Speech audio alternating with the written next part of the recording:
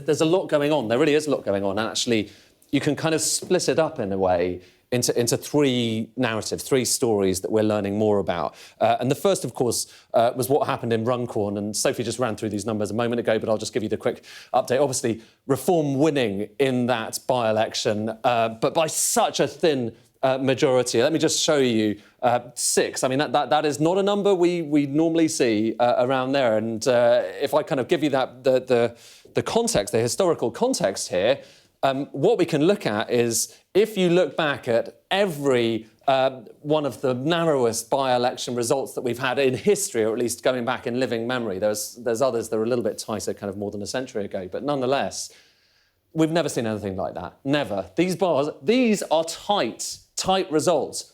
That is an extraordinary result. That's beyond knife edge. And so that's just what we heard about. But obviously, for the sake of, the narratives we're talking about, Reform have won it. And that is massive. It's massive for Reform. It is by far and away their best result in any by-election that they have contested. Obviously, Reform, there's UKIP as well. But nonetheless, for Reform, in this latest rendition for Nigel Farage, 38.7%. That really is enormous. And so you've got that by-election result, very positive for Reform. Then you've got all of the mayoral results. And there we do have a lot of the numbers that have come through already with those elected mayors. So we've got 4 of the 6 results so far. So we're still waiting on Cambridgeshire and Peterborough, Hull and East Yorkshire as well. But the one that caught everyone's attention, obviously this one, Andrea Jenkins, winning in Greater Lincolnshire and winning handily, really winning handily, 42%. I mean, this was Conservative. In the last election, a lot of these constituencies were pretty strongly Conservative. So the Conservatives there in second place, but with quite a hefty margin there for Andrea Jenkins. So again, good news for Reform. But that's not the only kind of third or alternative party story that we've been trying to kind of track, because the other question was, what was going to happen to the Green Party in the west of England? This, in that last election last year, was their stronghold, with a lot of MPs elected around Bristol in the west of England.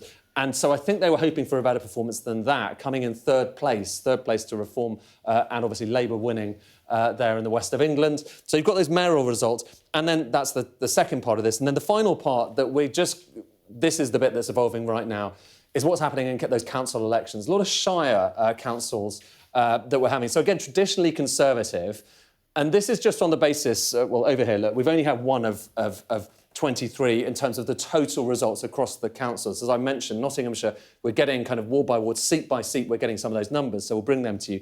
But so far, just one of them.